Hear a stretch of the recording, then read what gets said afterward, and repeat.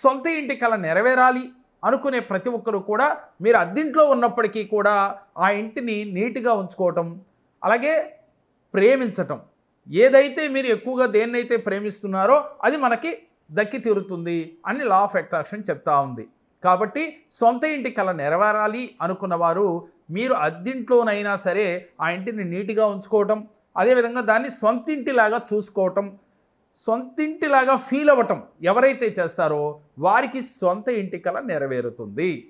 అదేవిధంగా సొంత ఇల్లు కావాలి అనుకుంటే ఈ మంత్రాన్ని ఎక్కువగా జపించండి. చింతామణి గృహంతస్థ శ్రీమన్నగర నాయక.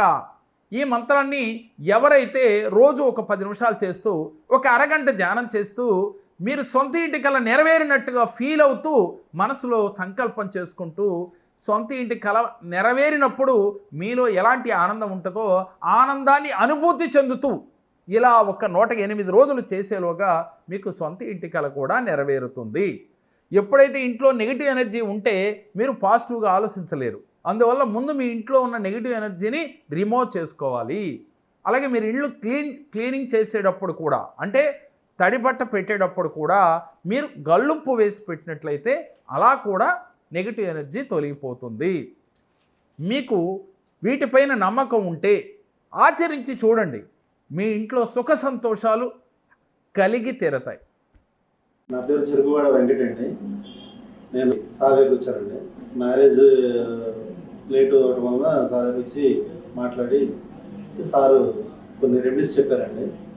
అవి రుద్రాక్షలు సారు స్టోను ఇవన్నీ చెప్పి వేసుకున్న తర్వాత కొన్ని రెమెడీస్ పాటించాలని చెప్పారు. అది చెప్పిన తర్వాత నాకు 3 నెలల్లోనే మనకు అనుకున్న విధంగా సార్ దగ్గరికి వచ్చి కావాల్సిన రెమెడీస్ ఏమైనా తీసుకుని మనం ఏం చేయాలి ఏంటంటే ఆయన సలహా తీసుకుని చేస్తే మనకి రిజల్ట్ కూడా చాలా తొందరగా వస్తుందండి.